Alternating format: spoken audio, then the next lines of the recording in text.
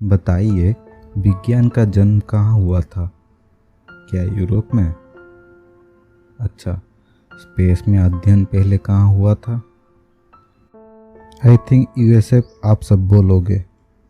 अब बताइए, medical science का जन्म कहाँ हुआ था? यूरोप। अच्छा, चलो छोड़ो ये सब। Last question, what is the oldest university in the world? I think university of Qarawiyyin. इन सारे सवालों का जवाब अखंड भारत का इतिहास देता है, जो कि हम आगे जाके डिस्कस करने वाले हैं। वीडियो को पूरा देखना। So let's begin.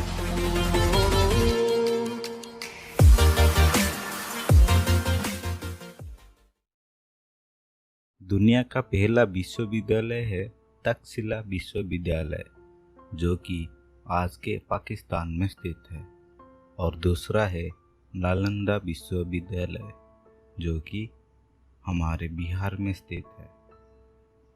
आज हम नालंदा यूनिवर्सिटी के बारे में बात करेंगे। नालंदा यूनिवर्सिटी दुनिया का दूसरा और एशिया का सबसे बड़ा यूनिवर्सिटी है। ये ईयर 415 से 455 के बीच राजा कुमार गुप्त के द्वारा बनाया गया था।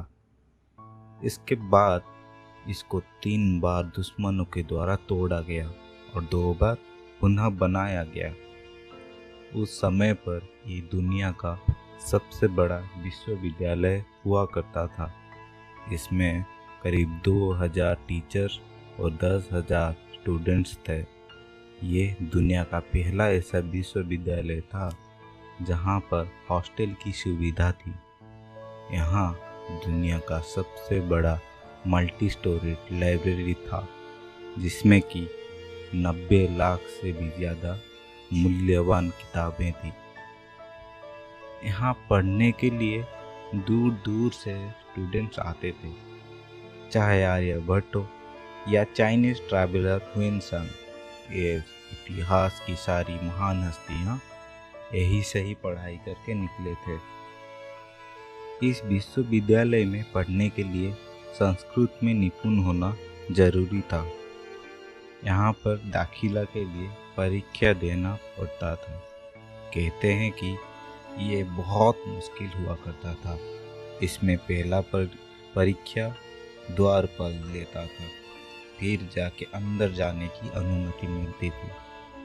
अगर सब्जेक्ट की बात की जाए तो यहाँ पर literature, Veda, grammar, astronomy, languages, science, law, welfare, history, Ayurveda, medicine, psychology और भी बहुत सारे सब्जेक्ट्स पढ़ाई जाती थी। आज की यूनिवर्सिटीज में जो भी पढ़ाया जाता है वो सारी विषय भारत में बहुत पहले ही पढ़ाया जाता था। ऐसे ही नहीं, भारत को सोने की चिड़िया कहा जाता है। ये सिर्फ सोने की चिड़िया नहीं, एक ज्ञान का मंदिर भी था। यहाँ से निकले अरबिक स्टूडेंट्स ये ज्ञान जाके यूरोप में बांट दिए, जिसकी वजह से वो आज इतने समृद्ध हैं। शायद हम भी आज उनसे आगे रहते, पर 12th सेंचुरी में नालंदा यूनिवर्सिटी को जला दिया जाना, फिर 16th सेंचुरी में अंग्रेज़ों का भारत आना, फिर 18th सेंचुरी में हमारे संस्कृति और शिक्षा प्रणाली को बदलना कहीं ना कहीं हमारे पीछे रहने की कारण है।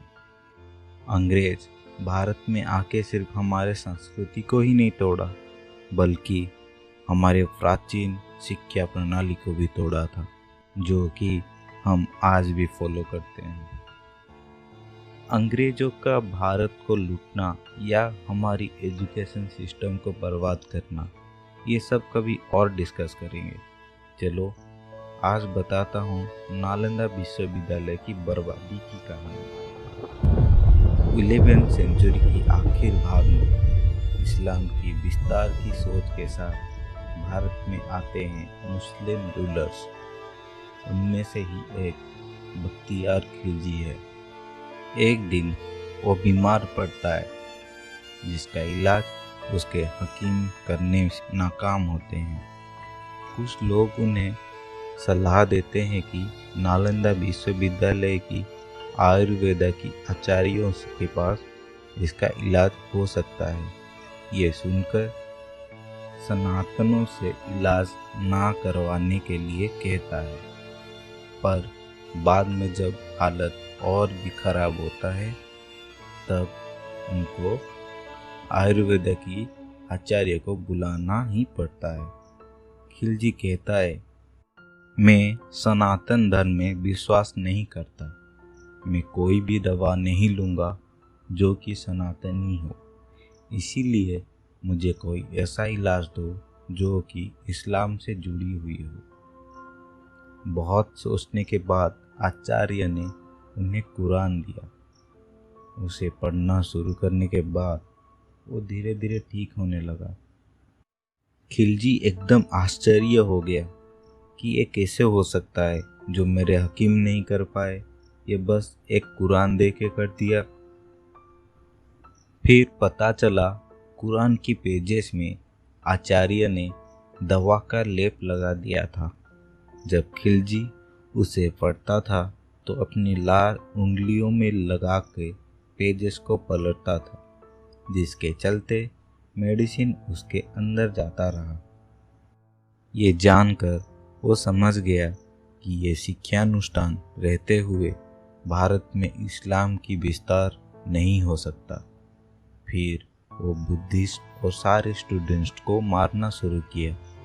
लाइब्रेरी समेत पूरी विश्वविद्यालय में आग लगा दिया गया। कुछ बुद्धिस्ट कुछ ही किताबों को अपने कपड़ों में छुपा के भागने में कामयाब हुए, जो आज के तिब्बत में जाके बस गए और वहाँ पर बुद्धिस्ट फला और फूला। कहते हैं आग करीब 3 महीनों तक जली थी। आज वो खंडर होके पड़ा है। जहाँ जाते ही आपको इतिहास की ओर गौरवमयी समय का एहसास होता है, और उसके साथ ही मनुष्य रात जो कि जला दिया भारत की इतिहास का एक महान भाग को। समय बहुत कुछ देता है, कुछ बुरा कुछ अच्छा। हमें इतिहास से सीखकर हमारे आज को अच्छा बनाना चाहिए। यही समृद्धि का मार्ग है। तो वीडियो कैसा लगा ज़रूर बताना। जो भी आखिर तक देखा है उसको एक्स्ट्रा धन्यवाद। आगे की वीडियो देखने के लिए सब्सक्राइब जरूर करें। Thank you.